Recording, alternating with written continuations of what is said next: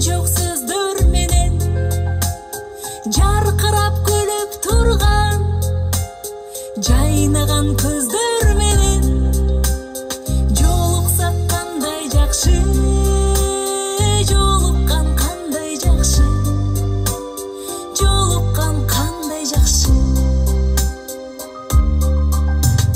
сагынган жүрөк менен эң жакшы тилек менен кучактап бекем кызы кубаттуу бийлик менен көрүшкөн кандай жакшы жолуккан кандай жакшы жолуксак кандай жакшы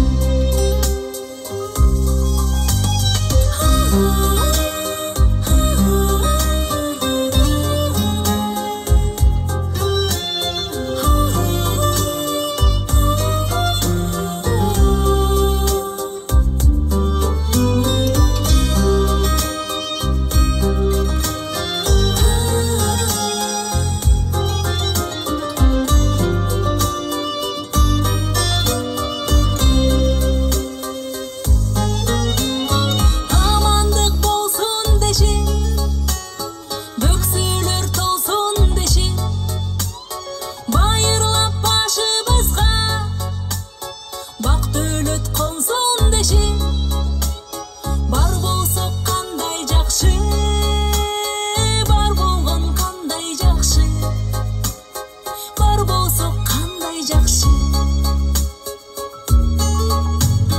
өйдөдө өбөк болуп ылдыйда жөлөк болуп туугандар жай турмушта жакшылык себеп болуп жолуксак кандай жакшы жолуккан кандай жакшы жолуксак кандай жакшы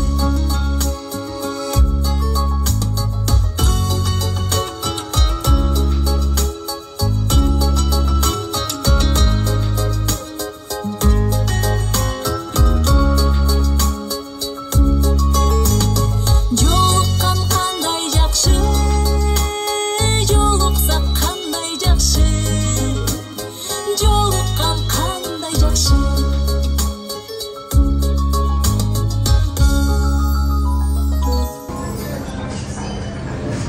Ассаламу алейкум достор, кандай турасыздар? Мекендештер, Чикагодан чоң жалындуу салам. Бүгүн Америка Кошмо Штатында 4 январ көчөгүнү Америка Кошмо Штатына келгенбиз. Бул жака келгенимди көчөгүнү түшүндүрүп бергем. Көптөгөн мекендештерге кезигебиз деп айткам. Бүгүн жаратканыбыз насип кылыптыр. Алишер иниме кезигип жатам. Ассаламу алейкум Алишер, кандай жакшы иштер? Алейкум ассалам, жакшы, рахмат өзүңүздөр. Кандай турасыңар? Жакшы. Жакшы келип алгансыздарбы? Жакшы.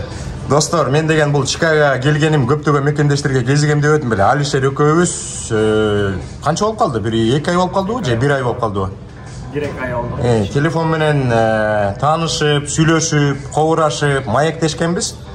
Анан Алишер да суранып калган. Алмазбай Чикагога келгенде бир жолу кезигели, шашпай отуралы.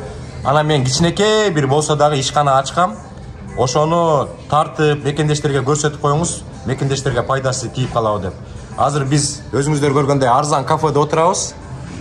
Бир сыйра ичин дагы көрсөтөбүз. Анан Алишер экөөбүз чыгып алып, Алишер ачкан чакан бизнеске барабыз. Анан сиздер менен тааныштырабыз. Тамактанып отурабыз. Алишер, кичине кеп сал. Өзүң жөнүндө канча болду келгениң? Иштер болуп атабы? Ассаламу алейкум, бир жолу. Өзүм айта кетсем, мен Баткен облусунун Кадамжай районунан болгон.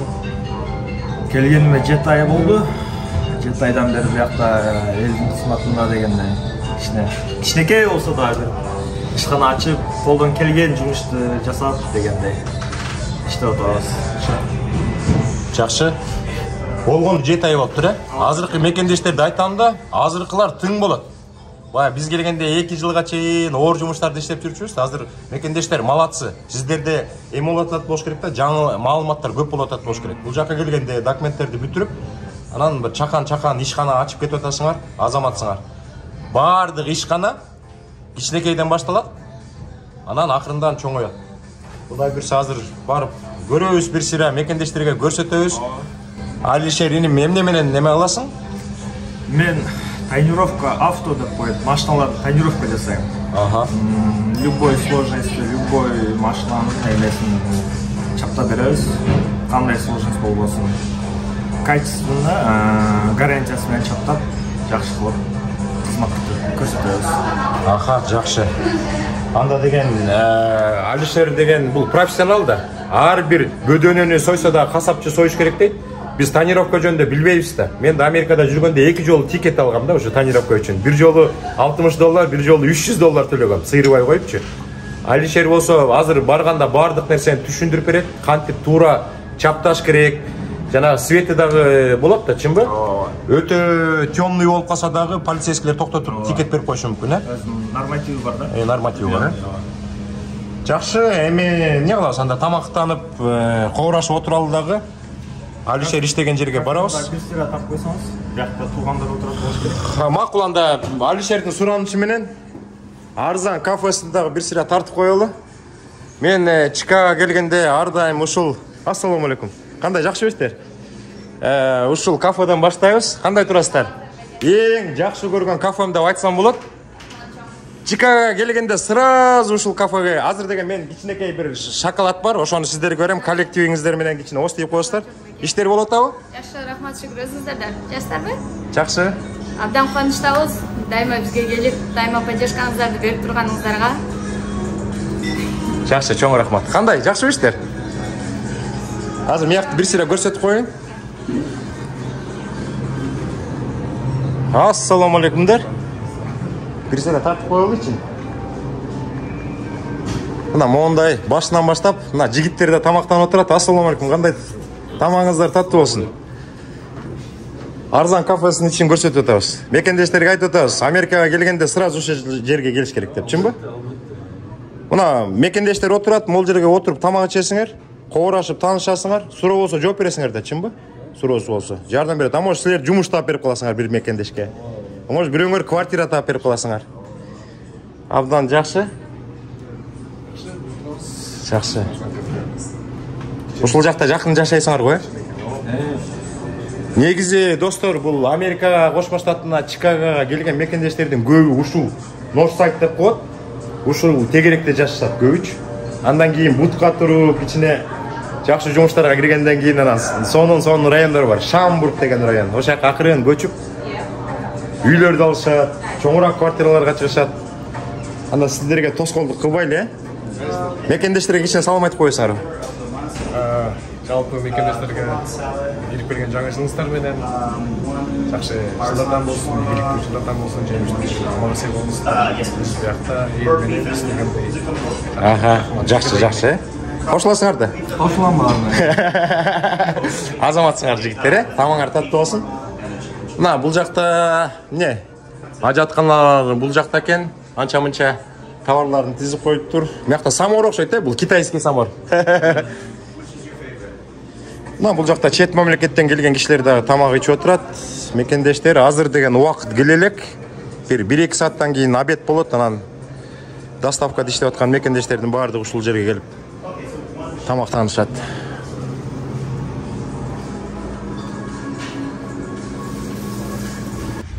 Достор, бул жактан кичине анча-мынча таттуу паттуу алып келбедим беле. Ошолордун бирөөсүн азыр Арзан кафесинде иштеген кыздарга берип коелу.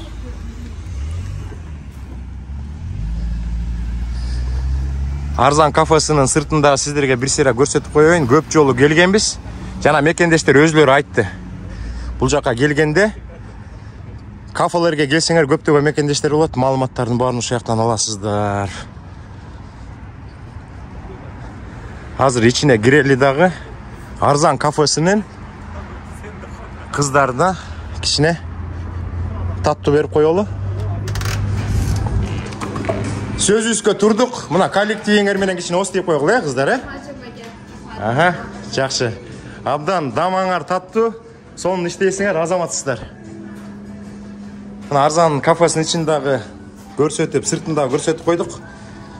Анда Алишер экөөбүз тамакты ичели дагы жөнөлү тияктыбыз дей. Адрес боюнча айтып койсом, локация ушул Арзан кафе ориентир. Ага. Гараж ушул Арзан кафеге 5 мүнөттүк жер. Келип, машинаңыздарды таштап, өзүңүздөр кафеге келип, тамактанып, сүйлөшүп, жылуу отуруп турсаңыздар болот. Жайына десе, биякта кондиционер бар. Ага. Жакшы удобство менен. Моменттен пайдаланып айтып коеюн. Арзан кафенин ээсине. Мирланбек мырзага.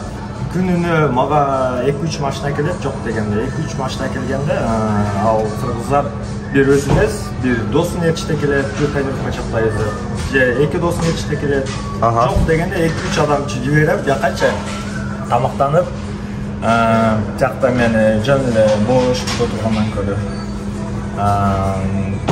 Пайдаланып дегенде мага скидка кылып койсоңуздар болот. Күнүнө 3 мал бияктан тамактанам өзүм сиздерде. Мирланбек инимди абдан жакшы тааныйм. Бул Арзан кафесин ачкан. Мына Алишер иниске күн сайын тамак жеткен скидка бериңиз. Күндө жеткен. 20-30 ар бир же бир ставка коюп койгула. Алишер иниске обязательно эме бергиле. Плюс клиент жиберем. Күнүнө 2-3 адам. Күндө 2 адам, Абдан сонун. Алишер деген чакан бизнес ачты деп атпайсызбы? Ушул жерге абдан жакын экен, өзү айтты. Ал жака деген тонировкага чыштап койсоңар дагы мен жака жөө басып келсе болобу же алысыраак болуп калабы? Жөө басканда кичине алысыраак, мен өзүм чыштап коем да, өзүм. Өзүң чыштап коесуң, 5 мүнөттүк жер. Абдан сонун турбайбы? Жөө басса деле болот. Эми жылуу да эшик азыр суук дагы азыр кичине кыйын болуп калат. Жөө берсе. Жакшы. Достор, өзүңүздөр түшүндүңүздөр. Алишерге ким тонировка чаптатам деп мекендештер келсе, машинаңарды калтырасыңар. Өзү акырындап бул жака силерди чыштап коет. Бияктан тамактанып, бул жакта отура бересиңер. Алишер жумуштун баарын бүтөт. Бүттү дегенде силерди алып кетет. Абдан сонун. Ошентип бири-бирибизди колдошубуз керек. Жакшы. Анда эмне тамак ичели дагы жолго чыгалы, Чакан бизнести барып көрөлү. Анан заранее айтып коелу, достор. Баардык нерсе кичинекей нерседен башталат. Америкага келгенде кичинекейби, чоңбу, иштеп аткан адамдар, булар азамат жигиттер, азамат кыздар. Иштебей бирөөнүн мойнуна илинген жок, чакан болсо дагы бизнестерди ачып, ана кийинчерээк чоңойтуп кетишет. Достор, Арзан кафесине кирип, Алишер экөөбүз курсакты кампайтып чыктык. Бүт баары жакшы, эми иштешибиз керек, видео тартышыбыз керек. Машинаны бул жака калтырдык. Алишердин машинасы менен кичине таанышып алалы. Кел Алишер, кичине түшүндүрүп. Mercedes Lupari экен, 2012-жылдан бери ушу 210 мерс айдап, ошого көнүп калгам. Досторум күлө берет. Мерседес жинсисин деп. Мерс деген и в Африке мерс деп коет да. В Африке мерс дейт, эски болсо да ушуну айдап жүрөбүз. Достор, мына Алишер деген келгенде 7 ай болду дейт. 7 ай болгон жигит Мерседес айдап жүрөт. Лупарик. Состоянияңызды карагылчы, кычырайтып кой. Бул деген эме го? Президенттин баласы айдап жүргөн го бурдай. Байдандын баласы айдап жүргөн го де. Кычырайт. Көрдүңүздөр да каптара ич көрүнбөйт. Бул деген эме керамический тонировка. Ичинен азыр тартсаңыз болот, ичинен жарык көрүнөт. Кечинде дагы помеха создавать этпейт. Көпчүлүк айтат, баары эле бир пленкада эми не разница акчасында мынча эле кылып бербейсиң дейт. Ал деген дешевый пленкалар кечинде помеха создавать этет. Машинаны айдаганда боковойлор көрүнбөйт, фара жакшы алынбайт. Короче, кыйналасыңар да. Качественный пленка болгондо помеха эмес, наоборот, уют создавать этилип, ичинде кандай десем, полароид очкиде жүргөндөй болосуңар күндүзү. Кечинде дагы мындай помеха создавать этпейт, наоборот, фараларды кайтарып берет да, керамический тонировка. И плюс 10 жыл гарантия. Ал деген уже пожизненный гарантия деген да.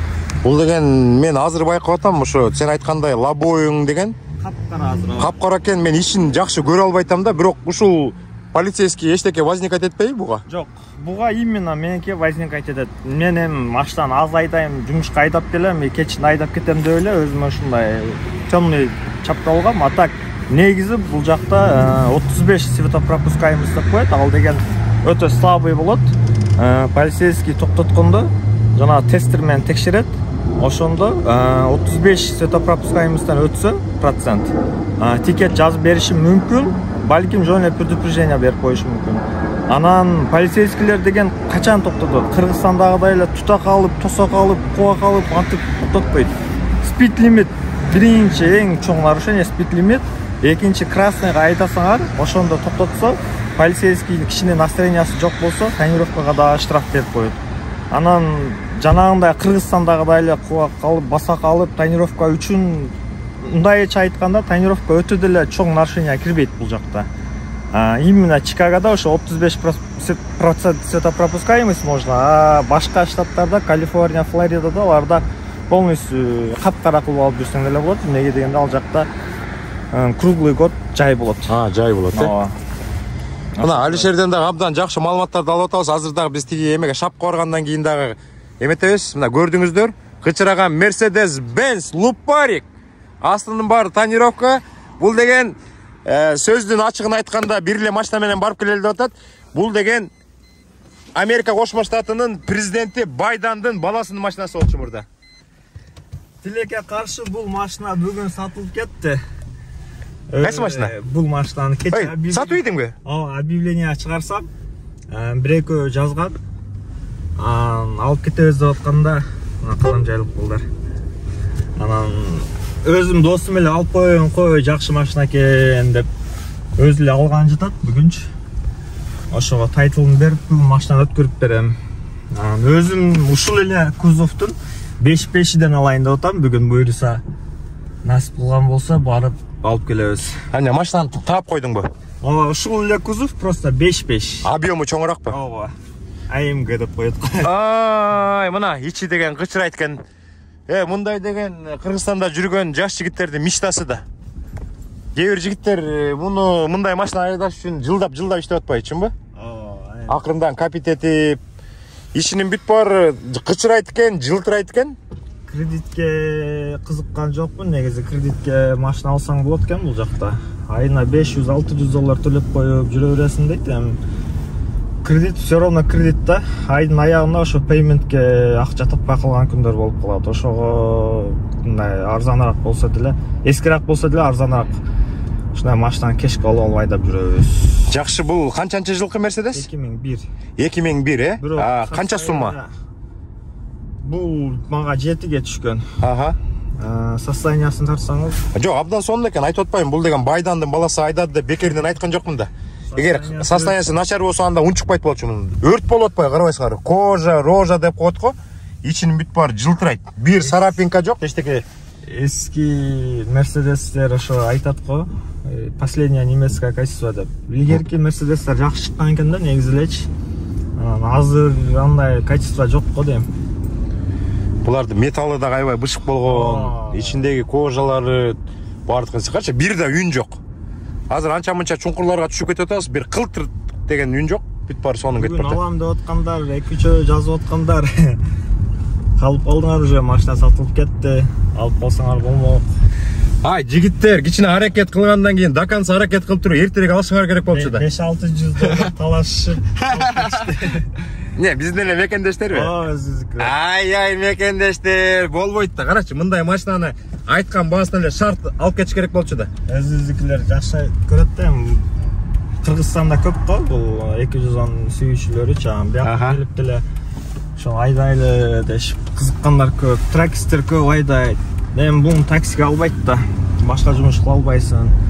Тракистер кечке деген демеде турат, шапта дегендейчи машина. Ярттан мага деле эртең менен келем, кечинде минип кетем. Билинбейт деле да ошо. Эмеле кылып койгом. Эскиле машина алып алгам. Жакшы.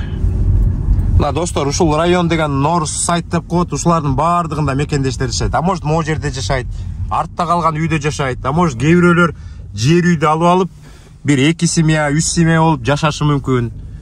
Тынч район экен, жакшы.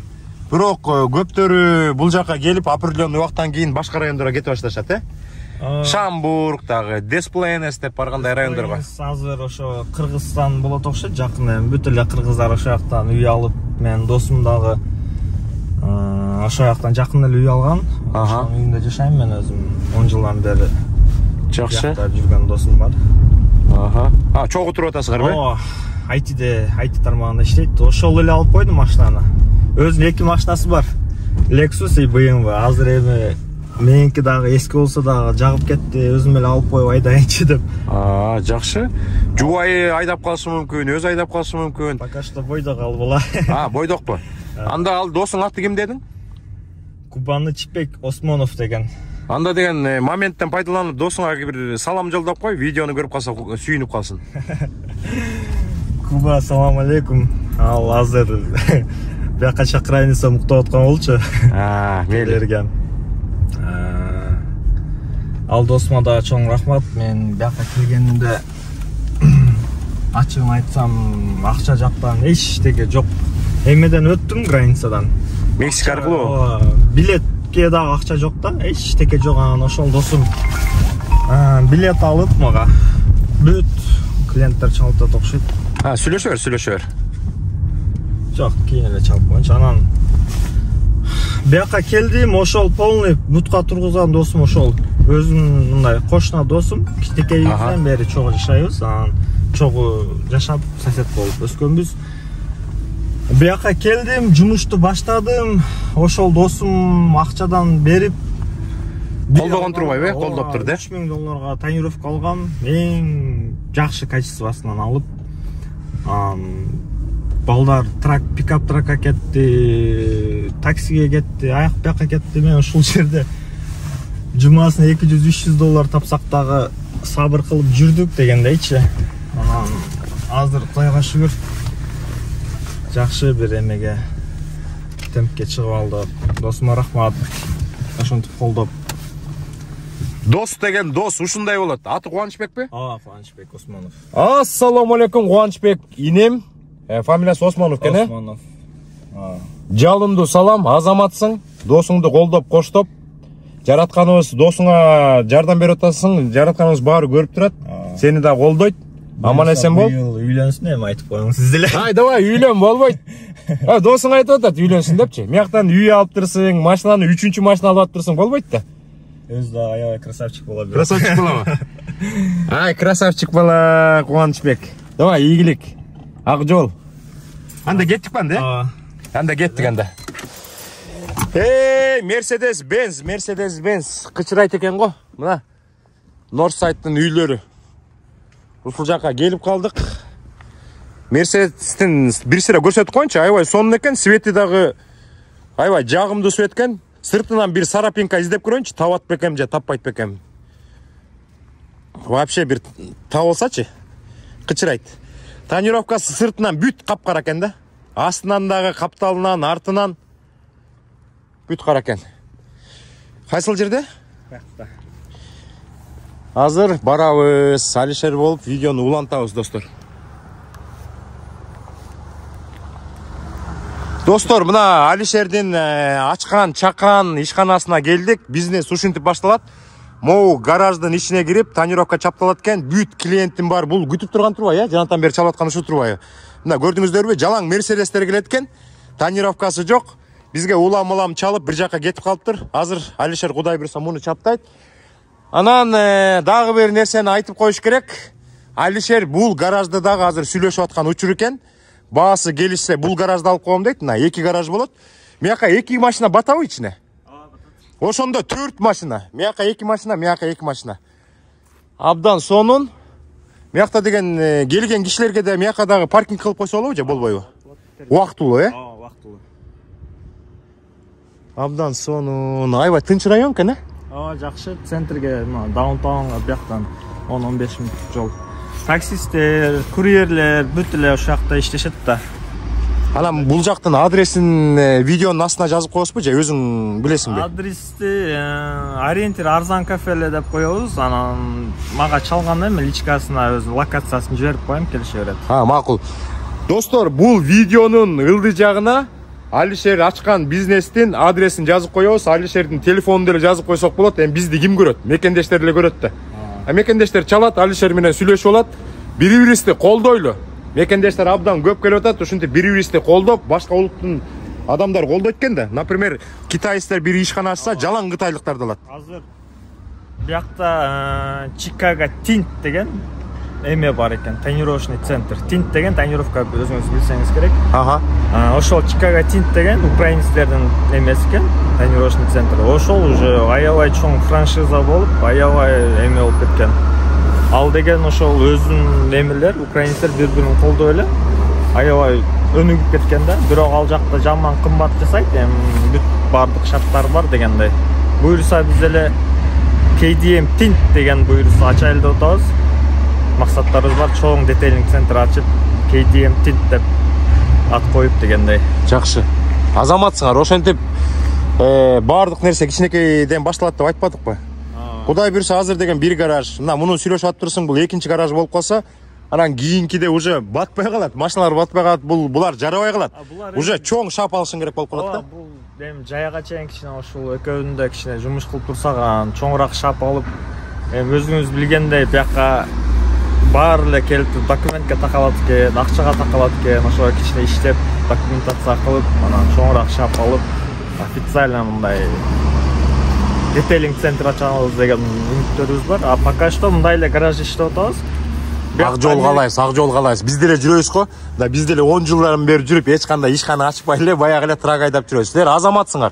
Келе калып 6 ай, 7 ай, 1 жылга жетпей, ушундай чакан болсо да ишкана ачып атасыңар.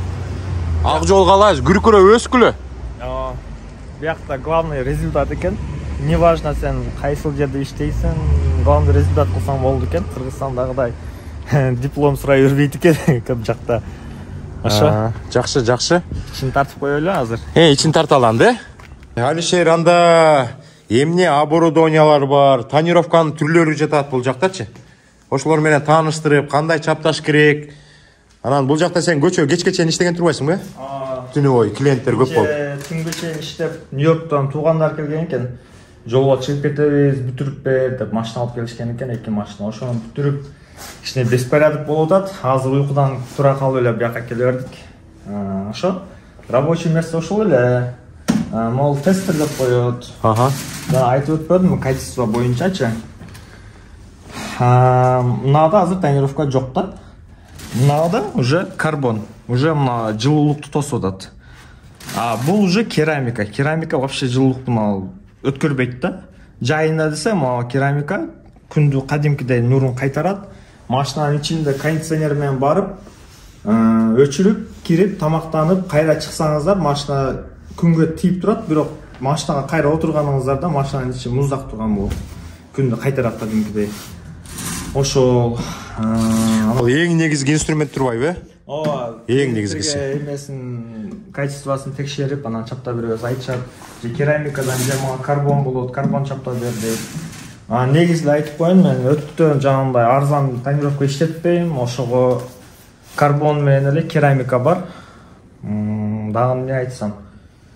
Ошо пока ушундай условия. Биякта бошогон тонировка. Бошогон тонировкалар экен. Могу эмне атайын кургатыш үчүн э? Ысык үйлөйт да, ысык үйлөйбү? Ысык үйлөйт. Анан бул деген Tesla деген бизде аябай чоң да. Полный панорамный болот. Ага чоңураак керек э? Ооба, ошол Tesla'га уже бир рулонду бошотуп койдук. Биздин өзүн туугандар биякта көптөн бери келип, мындай уже жакшы, эми даража чыгып калган туугандар бар экен, ошолорго Tesla'ларга чаптап беребиз. Молар деген тонировка деген ушуларга оролуп келет турбайбы? Моларга окшопчу. Ар кандай эмелер болот экен, процент болот экен. Тиякта 20%, 0,5 дейт. Анан деген түрү бар ооба. Булар бошойт турбайбы? Могу канча убакытта бошоду бир? Канча күндө? Адашпасаң, где-то 20-25 күндө болду го дейм. Ошондой болду э? Муну бияка топтогон. Жок, бул деген бир рулон бир машинага кетпейт да. Бир рулон канчага жетет? Бир рулон деген где-то 7 машинага жетет да. Анда көп эле болуп тур да. Моякта эмне деген эме турат? Ушун эле 7ге көбөйткөндө эмне деген машина? Жакшы эле турбайбы клиент? Реклама деген мындай сарафанный эле радио биздики. Бири-бирин айтып эле келише берет. Аэропорттон көрүп калдым эле, номериңизди берип калды эле депчи. колдон келишинче чаптап атабыз. Гарантия кылган жумуштарыбызга жакшы чыкпай калса кайрадан чаптап беребиз. Ценасы деле мындай өтө кымбат эмес, айтып коеюн, өтө деле арзан эмес, мындай средний бааны коюп койгонбуз. Жакшы. Ошо. Достор, Алишер деген мурда деген эч кандай реклама бербей эле сарафанный радио деп коесуңар да. Деп коебуз да. Ал деген мындай да, бир киши келет, Алишер качественно жашайт, ошол эле бир досун айтат, же бир таанышын айтат, же болсо бир кишилер кызыгып калат. Муну каяктан чаптаттың деп калат да. Ошондой эле уланып келиптир.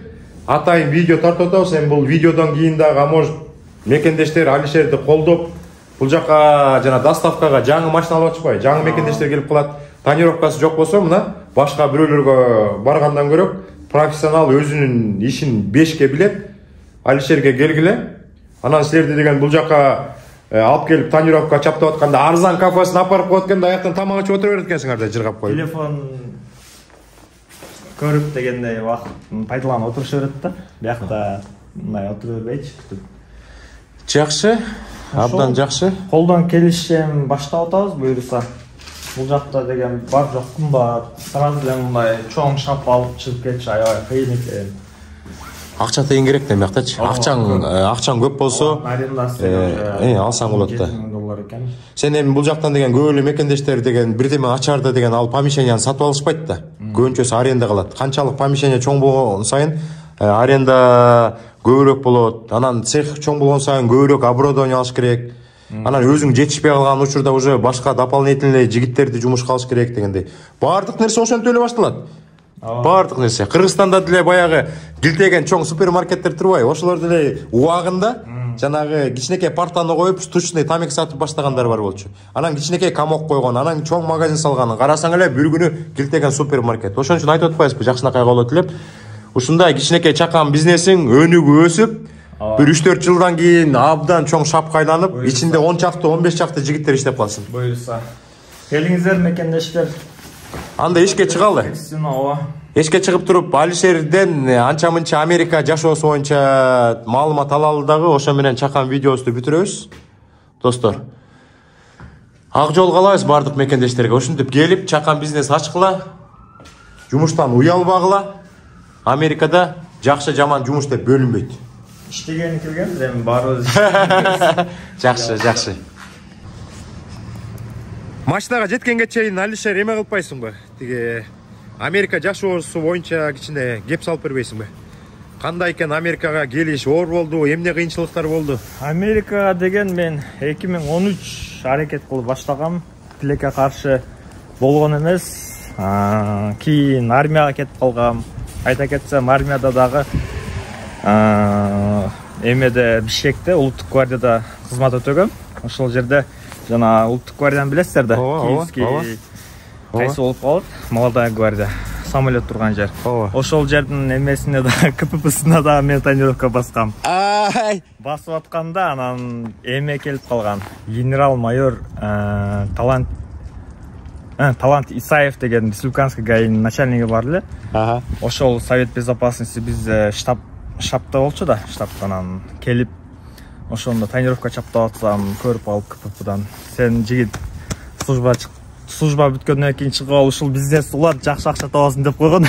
Ошону улантып атасың анан, э? Бияка келип эме болгон экен, Кудай буйруган экен, иштеп атабыз. Анан армиядан келдим. Армиядан чыгып 10 жыл аракет кылдым. Москвадан кирдим интервьюга. Европадан кирдим. Акыркы жолу Малайзиядан, Куала-Лумпурдан кирдим. Болбоду, анан насип кылган экен, ошол Мексика аркылуу эле келдик. Буюрса документтер бар, жакшы. Жайланышып алдык, главный жумушубузду таап алдык. Иштесе болот, аракет кылыш керек. Только иштеш керек. Праваны эмеден алып келген турбайсыңбы? Вашингтон, Сиэтлдан алып келсең? Информация бере кетсем, праваны Вашингтондон алып келдим. Мен права керек эмес болуп эле, жакын эле бар. Американский права, Вашингтонский 5 жылга, э? Ушудан информация бере кетсем, айтышып аткан, аяка барсаң жанагындай эме случай болуп атып. праволарды бир адреске көп коюп cancel кылыпчы. Ооба, туура. Алар деген барып туруп посредниктерге жолугат экен да. Посредниктер деген 300-400 долларын алат. Анан бир адреске коюп туруп, короче, бардыгын эле бир адреске коюп туруп, праваны бүтүрүшө берген да. Мен өзүм бир тууган жыйыным бар эле, ошол күтүп алып студент болчу. Ошонун үйүнө коюп, эч кимге акча бербестен посредниктерге. Бир күн даярдандым. Самолетте кетип баратканда, самолетте интернет жок да, анан ошой мени кирип алып окуп, скачать этип алган болчумун. Даярданып 5 мүнөттө эле тапшырдык. Бүт баары нормально өтсө болот. Коркпой эле өзүңөр окуп барып туруп эле, эч кимге акча бербей эле тапшырып, важениясын тапшырып, мурда жанагындай кагаз болчу экен. Посредниктерге акча берсең, эми алар кичине айтып коёбу, кагаз менен бүтүрүп эле келишет экен. Азыр планшет кылып коюптур. Планшетте деген ал посредниктер да жардам бере албайт экен да. Ошого өзүңүздөр эле окуп, тапшырып, бүт баары жакшы эле, оңой эле бүтүрсө болот. Жо, мен таң калып атам. Эмнеге Вашингтонго бардың? Ушу Чикагодан тапшырган жоксуң? Чикагодан деген 1 эле жылга берет экен. Праваны 1 жылга эле? Ооба. Биздин документ боюнча биз келгенибиз мына майда кирген болсок, бул жагы канча калды майга? 5-6 ай эле калды да. Ооба, аз эле калды. Майга чейин эле берип коет экен да. Кийин кайра продление кылып, жанда проблема болот деген, анан Вашингтонго барып эле биротого 5 жылдыкты алып келген турбайсыңарбы? Кийин тракка чыксак деле буйруса эми аракет кылабыз бул бизнес кылганы. Ооба. Бирок эми керек болот да. Бирок трактыкын жана айтпадымбы? Трактын правасын колдон келсе, окуп алып кой. Анан сен аякта иштебесең деле стаж кете берет. Анан деген, может бир күнү деген кызык болот. Американы кыдырып келейин, зато Американы кыдырасың, сага акча төлөп берет. Может жарым жыл иштеп коеюн дейсиң, может 3 ай иштеп Американы кыдырып алайын дейсиң, акча жасап. Менен чогуу келген досторум уже бүт баары эле трак окуп, уже окуп атат азыр. Чыгып кетишти. Пикап тракта жүрүшөт, акчаны жакшы табышат. Мен деле туруп ойлоп калам, билейин, клиент жок болгондо же мындай кыйналган учурда билейин, баарын таштап эле тракка чыгып кетсем болбойбу мен деле депчи. Анан биякта айтпадым, жана Куба деген досумчу. Ооба. IT тармагында иштейт. Ал айтып атат, сен баардык адамдар эле бир жакка кете берсе, ошого эметтей бербей, өзүңдүн целиңди кой, трак эч жакка качып кетпейт. Абдан туура. Любой время чыгып кетесиң. Бул бизнесиңди кылып көр. Трак страховка эми кийин будущем ошончолук чыккың келсе чыгып кете бересиң деп ошончу. Бирок ар кайсы иштин өзүнүн оор кыйынчылыгы бар. Мен деле, трактын деле, таксинин деле чыдап иштесе болот. Келгенден кийин эми иштейбиз. Жакшы. Ой максаттарга жетебиз буйруса. Чикагого куш келипсиз. Абдан чоң рахмат. Чикагода көп мекендештер бар, тартсаңыз болот. Өзүбүздүн мекендештер кафе, ресторандарды ачып кетишкен азыр. Ошолорду тартсаңыз болот. Шаптарды ачышып атат, машина оңбой турган.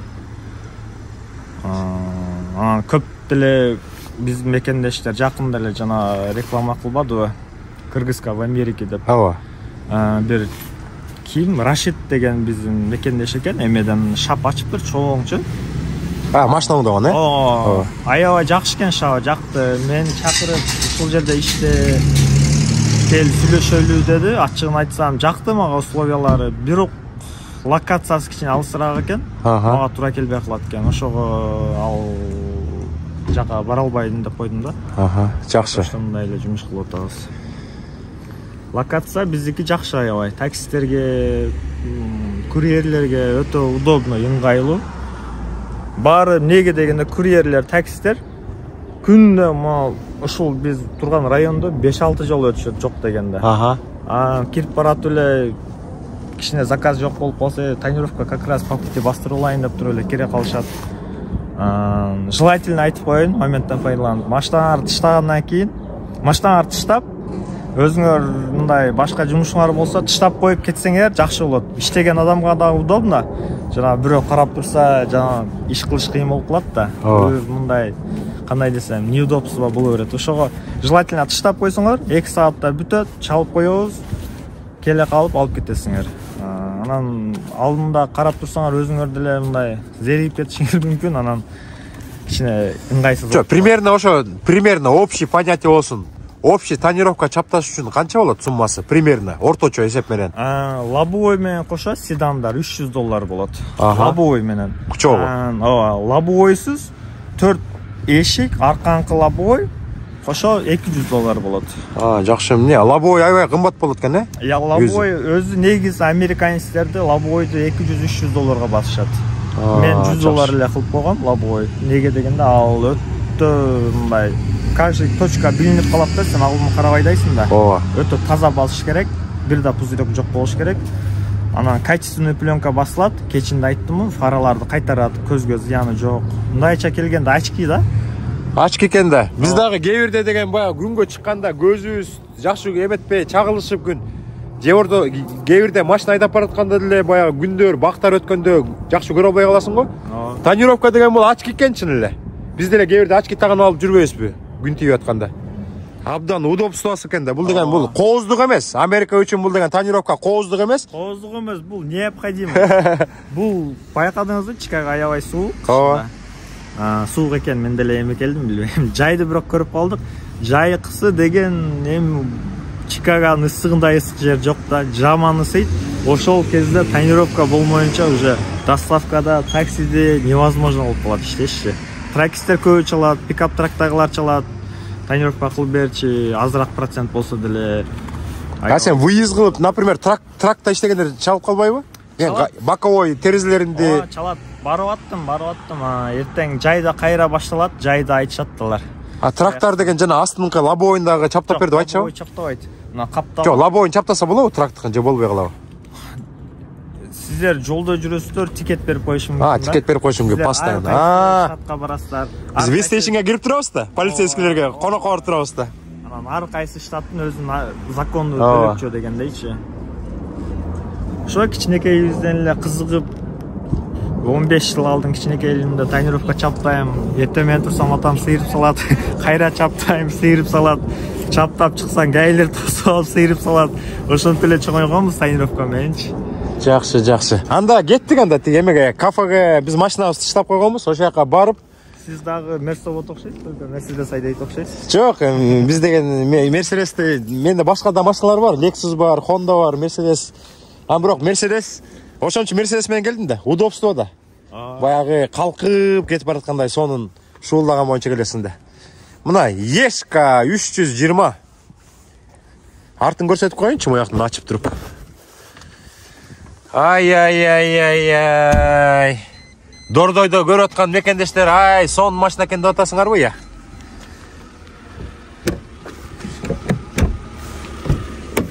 Так, кеттик анда. Жолдон кетип баратып кеп сала беребиз. Дагы 5 мүнөттө жетип барабыз дагы. Башка жумуштарды бүтүргөнгө кетебиз. Алишер менен абдан кубанычтамын таанышканым үчүн. Телефон менен сүйлөшүп жүрдүк эле, мына отуруп, Алишерге дагы абдан чоң рахмат. Арзан кафесине барып тамак иштик, анан тургандан кийин эле Алмаз байке чыгып бериңиз деп туруп, анан баягы агасы катары сыйлап тамак алып берип койду. Абдан чоң ыраазы болуп калдым. Алмаз байкеге чоң рахмат. Алмаз байке жанагындай ачык айтыш керек да. Көпчүлүк ойлойт болуш керек, эми акча берди да, акчага реклама кылып берди. Андай жок экен, бул байке чисто патриот экен. Өзүбүздүн кыргыздарга жөн эле акча берем десең, наоборот капа болот экен. Даже тамагын төлөп коюн десең, жок мен өзүм төлөйм дейт. Жок, сиз коноксуздан араң тамагын төлөдүм. Атак акча албайт, силер ойлогула, акчага реклама кылат тиги бу деп. Биздин мыкты байкебиз, патриот байкебиз.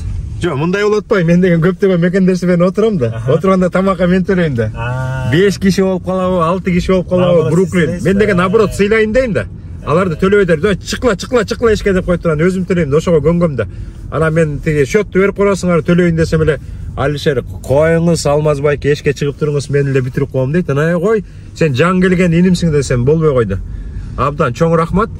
Анан биз деген атайын келгенибиз ошол болуппайбы? Мына 3-4 күнгө келдим да. Атайын мекендештери менен кезигип, ошол ачкан ишканалары, кафелери, трак компаниялары, жана пикап трак компания, автомойка ошолордун тартып, бекер да мунун баары мекендештерге жардам болсун да. Анан анча-мынча бир 5-6 чакты клиент келсе дагы кичине пайда болот атпайбы, чынбы? Ооба. Эмеде негизи Америкада деген енді мындай оңай иш жок негизи эле. Аны ачык айтыш керек. Кээ бирлер ойлоп бара калсам эле мынча табат экен дейт. Расход ошого жараша. Мен деле айтып атпайм, бир тренировка алганда фирмадан $3000 тренировка аласың. Андан аз сатпайт. Ал тез эле түгөнөт. Анан кээде брак кылып аласың, колдон келбей калат. Айтып атпайм, жана клиенттер келип, ушул жерде эле карап турайынчы деген клиенттер бар да. Сени канчалык карап мындай алдыңда турган сайын сен кылып аткан жумушуңду наоборот кыла албай коесуң да. Ошого таштап кетсеңер, жакшы качественно и тез болот. Кээде ошентип кээ бирөөлөр алдыңда туруп алат, алаксытып сени суроолорду берип, сен алаксыйсың дагы, анан брак кылып аласың, кайра башынан жасайсың, ошентип атып убакыттан туруп коесуң да. Анан дагы эмне десем, келгенде аябай эле кыйын болду. 1 ай доставкада жүрдүм. Кийин биякта Баткендик өзүбүздүн байкелер бар. Алардын детейлик центр, жанагындай эмелери бар экен. Биякта компаниялары, трак компаниялары. Тренировкада жасашат. Ошолорго барып, совет сурап, таанышып, кандай кылайын, кандай тренировка иштетейин, мыналарын кандай кылам деп ошолордон сурап, аларга да рахмат. Чоң мага эмелерди, советтерди беришти. Ошолор менен таанышып, ошолор да көп үйрөтүштү. Анан тил аябай керек болот экен. Эми американский рынокко чыккандан кийин тилди жакшы өздөштүрүш керек. Тилден өтө слабыйбыз. Аны моюнга алыш керек. Мага убакыт менен да силер келгениңерге 7 ай болсо, сен деген бир 2 жыл, 3 жыл жашап алып, анан тил жок деп айтсаңар бир жөн. Биякта деген 10 жыл жашаган деле кишилер бар. Билбеген. Вообще билбеген кишилер бар. Могу көбүнчөсү Брайтан Бич, жана орустар жашаган жерде 10 жыл жашаган, англисче сүйлөсөң эметпейт да, эчтеке сүйлөшө албайт. Анан ошо иштесе болот, келсеңер болот. Легальный жолуну карай бергиле, колдон келишинче виза менен же грин карта менен шашпай. Көпчүлүк бизде болду, шашып келип Мексикадан кайра кетип калган учурлар болду, биз өзүбүз тааныгандарчы.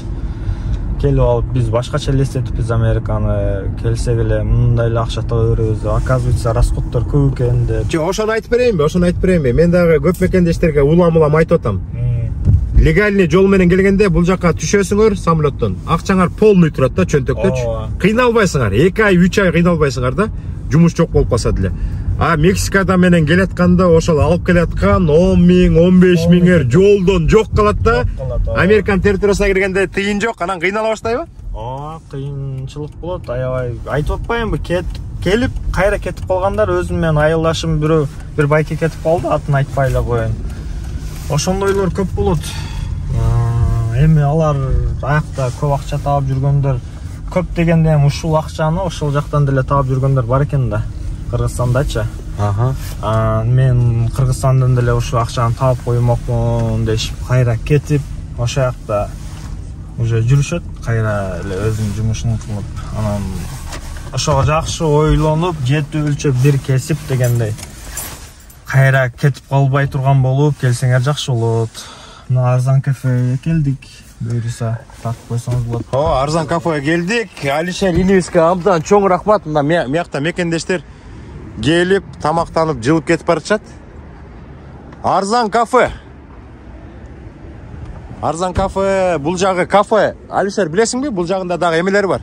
Арзан ачкан, Мыякта Арзан маркет бар, эмеси бар жанагы. Чачалган жерлер мыякта жигиттер отурчу эмес беле, могу жерде 2 жигит. Барбы? Учурашып коюш керек да. Реклама кылып коюңдар как раз. Ассаламу алейкум, жигиттин гүлдөрү кандай турасыңар? Жумуш болот атабы? Болот. Клиенттер барбы? Тоже кадам жайдан болот бул жигит. Кадам жайдан. Мен деген өткөндө келгенде эметкем да, кезиккенбиз, анча-мынча видео тартканбыз, чынбы? Жакшы. Мына бүгүн эле мага 3-4 мекендешим чалып, суроо беришкен. Алмаз байке, биз чач тараш боюнча иштеп жүргөнбүз, Америка барсак иштесек болобу деп. Мына как раз моментинде келип калыптырбыз. Жигиттер мыяктан ачкан, мына 1 кресло, 2 кресло, жигиттер келип турат. Көбүнчөсү мекендештер келсе керек, мыяка. Жакшы, ичинин бүт бар, аккуратно, мыякта бүт бар турбайбы? Ассаламу алейкум. Мыякта маникюр, педикюр, Дагы эмнеси бар я? Солтура, массаж барбы? Жакшы. Абдан сонун. Мына кичине видеого да түшүп калды. Ассаламу алейкум. Кандай турасыздар? Жакшы турасыздар. Бизнес кандай иш болот атабы? Жаңы жылдан кичине акырындап калды. Ал деген жыл сайын эле ошондойду. Январь, февраль мертвый сезонда. Жаңы жылга чейин жакшы иштедик. Жакшы. Абдан сонун биз деген арзан кафеге келип турабыз да, тамак ичипчи. Биздин тамакка эчтеке жетпейт да. Конечно. Анан өткөндө да келгенде ошол жигиттерге кезигип калгам. Буякта 2 жигит отурган, буякта иштеп. Мурун башында жаңы ачылган. Жаңы ачылганда. Анан мекендештерге көрсөтүп койгонбуз, анан көп мекендештер сурай берет да. Америкага барсак ушундай чачты тараш жагында иштесе болобу деп. Биз айтабыз, эмнеге болбойт? Америка эмне башка планетабы? Наоборот, Кыргызстанга караганда Америкада 2 эсе жумуш көп болот. Майамиден келдиңиз. Майамиден келдик, эс алып келдик. Анан мияка келип, мына бүгүн Алишер деген баланы тартып атабыз. Азыр дагы барып кыргыздар ачкан кафени тартабыз. Эртең дагы бирөөнү тартабыз. 3 күн жүрөбүз. Суббота күнү подкастка барып 2 саат, 3 саат бакылдайбыз, интервью берип, анан кетебиз. Постоянно көрөмүз. Жакшы. Мекендештерге салам айтып коесуңар, 2 сөз. Всем салам алейкум баарыңарга. Келип чачыңарды алдырып кеткиле. Локация арзан кафенин жанында. Как раз мекендештер көп жер, Ооба. Норсайд деп коет демек, Норсайд. Достор, уктуңуздарбы? Келиңиздер, чачыңыздарды алдырыңыздар. Качество гарантирует. Качество гарантирует экен да. Сон, мякта 3-чү место ачылган турбайбы, сонун, Ой, молодец, мякта кызыбыз иштейт экен, мякта 2 жигитибиз иштейт экен. Абдан сонун. Эң сонун. Алейкум ассалам, кандай жакшы турасыңар? Камера иштеп атат, түшүп атасыңар, салам берип кете берсеңер болот. Мына мекендештер, мына арзан кафенин жанына келгенде, мына мекендештер, инилер. Кадамжайчылар жолуктуруп калдык. Кадамжайдан болот даже булар. Кадамжайдан, Кадамжай республикасы деп койсок деле болот. Жакшы. Кафенин ичинде толтура мекендештер отурат. Жана Алишер болуп тамак ичип ичин тартканбыз. Улам мекендештер келип атат, кетип атат, келип атат, кетип атат. Мякта бир Toyota келип атабы же кетип атабы? Келип атат. Мякта да мекендештер бардыгы эле. Бул деген эме экен, сонун центр экен да, мекендештер кезиге турган. Тамактан кетпейсизби? Тамактан? Жок, тамактандык, курсакты кампайтып тойгузуп, Алишердин анча ачкан мындай бизнесин көрсөтүп, эме кылып, рекламалап. Анан мекендештер Кудай буйрса видео чыккандан кийин эми Алишер билбейм, эми мага жалко болуп атат. Жетишпей калат го дейм. Күнү түн иштейт го дейм, 24 саат. Кечинде көрөбүз да. Буйрса. Жакшы. Качан өзүңүз тракка? Траккада понедельник күнүнөн баштап жумушка чыгабыз да. Азыр эс алып жүрөбүз, мякты 3-4 күн болобуз. Кеч айында. Мекендештер жалаң ушундай машина айдашат, анткени булар гибрид болобу же гибрид эмеспи? Гибрид. Булар деген вообще эле нюхать этет экен да. Эменинчи. Мен өткөндө дагы жана Toyota Sienna менен Калифорнияга эмеге барып келбедимби? Флоридага, Орландога. 1950 километрге 160 эле неме доллар кетти да. А моларың вообще эле муну менен где-то 80-90 эле куйсаң Орландага барып келесиң го, билбейм. Мына мякта бир эме турат, бул эмне? Toyota Prius. Мякта дагы Toyota Prius турат. Тетигил жерде Toyota Prius турат. Тиякта Toyota Prius турат. Жалаң эле мекендештер ушундай машиналар менен жүрүшөт. Экономичный. Жалаң доставкада ушундай машиналар менен жүрүшөт. Арзан кафеси.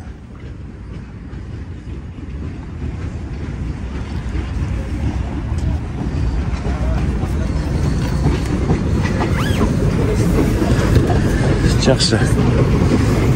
Не кылалы, анда жигиттер сөз барбы? Сөз болсо сүйлөйлү, сөз жок болсо бүтүрөлү. Сөз жокпу? Салам, Кыргызстанга бир салам айталы, ошону бүтүрөлү. Айтайбы саламга. Ай, молодец. Кыргызстанга. Кыргыз эли аман болгула. Болду. Салам алейкум, Кыргызстан. Тынч болуңуздар. Бейпилдүү болсун. Түн бейпилдүү күн деп коесуң, Анда Алишер давай, анда чоң рахмат. Мен да ошо ЧК келгенден бир себеби Алишерге кезигишим керек болчу. Колдон келишинче видео тарттык, мекендештер көрүп коет, Буйрса келе бересиздер мекендештер. Жакшы. Чалып байланышып, бир күн алдың заранее чалып, аппоинтмент алып койсоңуздар. Ошол видеонун астына адрести калтырып коелу, анан номерди калтырып коелу, кенен чала бергиле.